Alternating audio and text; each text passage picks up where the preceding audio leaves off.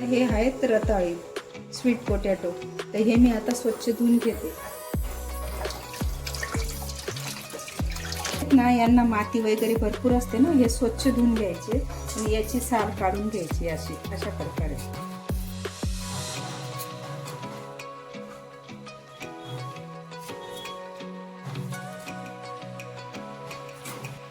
हे अशा प्रकारे हे पूर्ण साल काढून घेतली याची. आता तुम्हाला हे ना कधी गोल किंवा असे बारीक काप पण कापू शकता. तर त्याच्यासाठी मी हे असं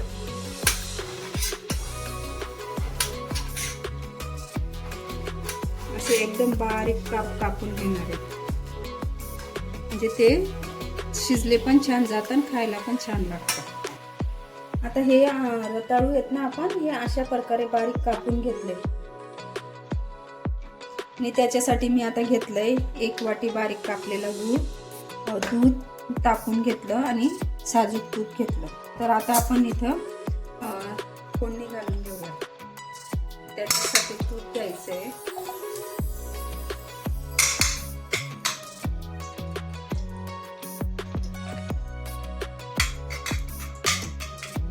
तूप व्यवस्थित विरघळलं का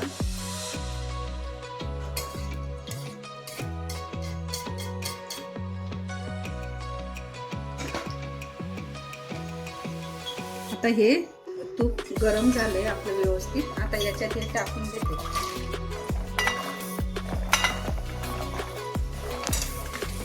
हे आता याच्यात तुपात छान मिक्स होऊ द्यायचे. जास्त वेळ नाही लागत शिजायला, पण आता हे तुपात 5-10 मिनिटं बारीक गॅसवर झाले का मग त्याच्यानंतर मी त्याच्यात गूळ आणि दूध ॲड करणार आहे. दूध याच्यात ॲड करताना नेहमी बारीक गॅस ठेवायचा, कारण दूध टाकतो ना आपण, त्याच्यामुळे गूळ फुटू पण शकतो. असं हे मी 5 मिनिटं आता असं शिजू देते. तर आता हे बघा, हे स्वीट पोटॅटो आहे ना, खूप छान झाले बघा. म्हणजे यांना 5-10 मिनिटं बारीक गॅसवर मी शिजवलं, ते पूर्ण शिजले. आता आपण त्याच्यात ना हे तापवलेलं दूध टाकून घेते.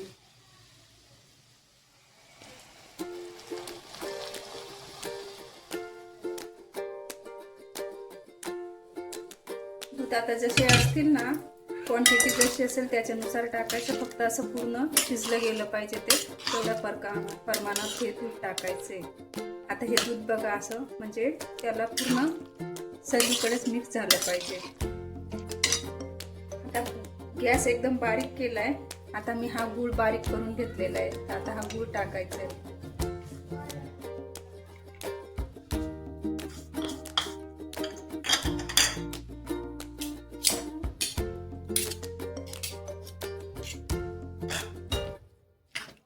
आता गूळ टाकल्यामुळे आपण आहे ना त्याला 5 ते 10 मिनिटं अजून बारीक गॅसवर थोडंसं होऊ द्यायचं मिक्स. आणि मग त्याच्यानंतर मी तुम्हाला फायनली दाखवते की कसे छान झाले.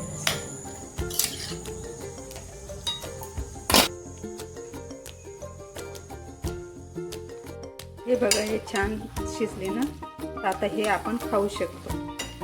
असं 5-10 मिनिटातच हे खूप छान आणि मस्त होतात. तर आज आषाढी आहे ना, आषाढी निमित्त सर्वांना ही स्वीट डिश तर जरूर बनवून बघा. मस्त झाले ना. हे बघा, हे स्वीट पोटॅटो किती छान झाले ना. एकदम झटपट होता आणि खायला पण एकदम छान. आणि हे आपण खाल्लेच केले पाहिजे, अशा निमित्ताने तरी खाल्ले जातात. तर तुम्हाला ही माझी रेसिपी आवडली असेल ना, तर जरूर बनवून बघा. आणि माझा व्हिडिओ आवडला असेल तर लाईक करा, शेअर करा आणि सबस्क्राईब करा. तोपर्यंत स्वस्त राहा, मस्त राहा आणि सर्वात महत्त्वाचं खात राहा. आषाढी एकादशीच्या सर्वांना शुभेच्छा. Okay, bye. एक लाईक जरूर करा. बाय.